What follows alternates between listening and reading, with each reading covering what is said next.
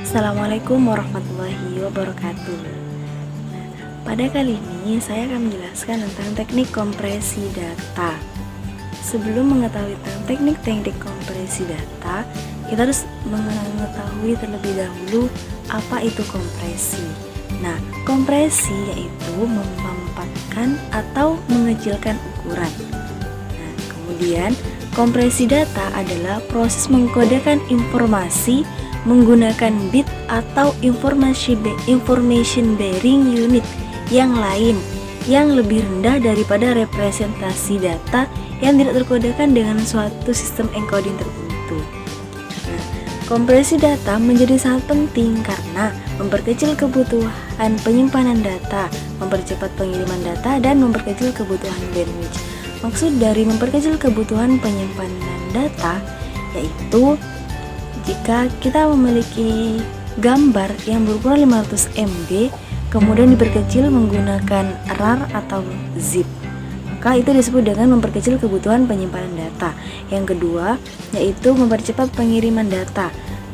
Di sini kita memiliki dua buah gambar. Yang pertama berukuran 500 MB dan yang kedua berukuran 200 MB. Maka yang berukuran 200 MB tersebutlah yang terlebih dahulu terkirim. Teknik-teknik kompresi data bisa dilakukan terhadap data teks, kemudian gambar, audio, dan juga video.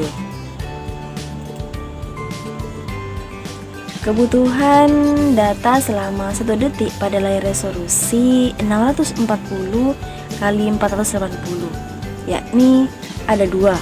Yang pertama menggunakan data teks dan yang kedua yaitu data grafik vektor. Yang pertama data teks. Pada data teks, satu karakter itu sama dengan 2 byte. Setiap karakter ditampilkan 8 dikali 8 pixel. Nah, jumlah karakter yang dapat ditampilkan per halaman yaitu 640 kali 480 dibagi 8 kali 8 sama dengan 4800 karakter. Nah, 8 kali 8 ini merupakan kebutuhan tempat penyimpanan per halaman. Jadi 4800 dikali 2 byte itu sama dengan 9600 byte. Kemudian dirubah menjadi kilobyte, yakni menjadi 9375 kilobyte. Yang kedua yaitu data grafik vektor. Nah, pada data grafik vektor ini satu still image itu membutuhkan 500 baris. Nah, pada setiap baris dipresentasikan dalam posisi horizontal, vertikal, dan fill atribut sebesar 8 bit.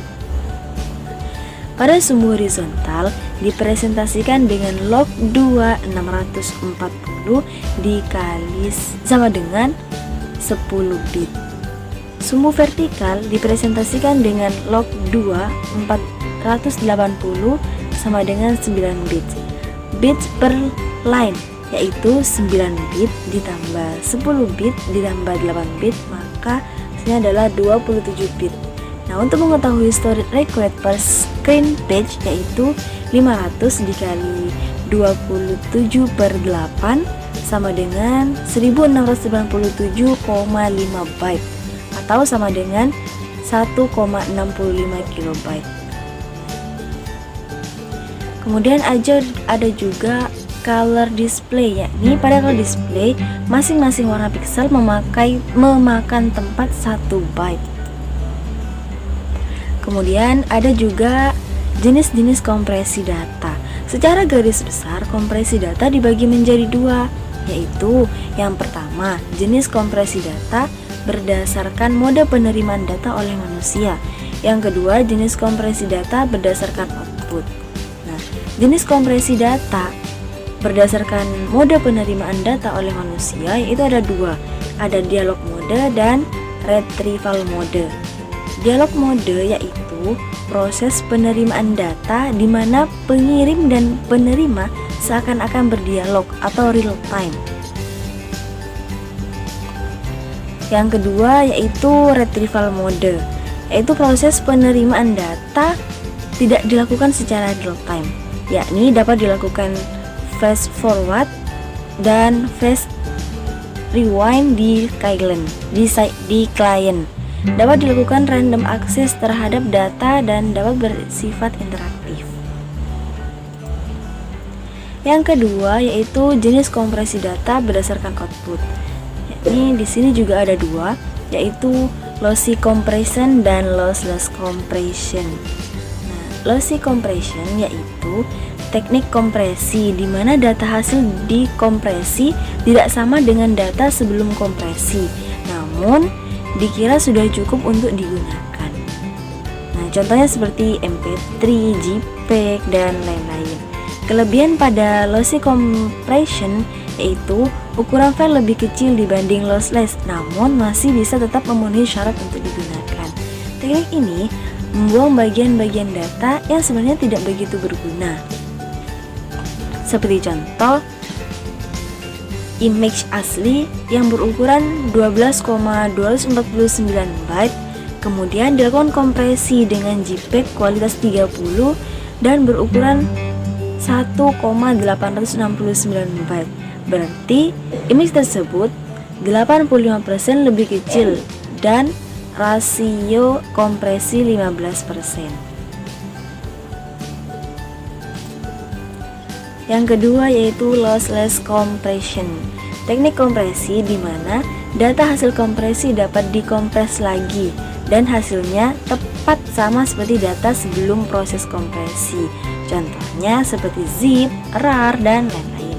Nah, pada teknik ini digunakan jika dibutuhkan data setelah dikompresi harus dapat diekstrak atau dikompres lagi. Contoh pada data teks, data program atau binet, dan beberapa image seperti GIF dan PNG. Nah, sampai di sini penjelasan dari saya. Mohon maaf, semoga bermanfaat. Wassalamualaikum warahmatullahi wabarakatuh.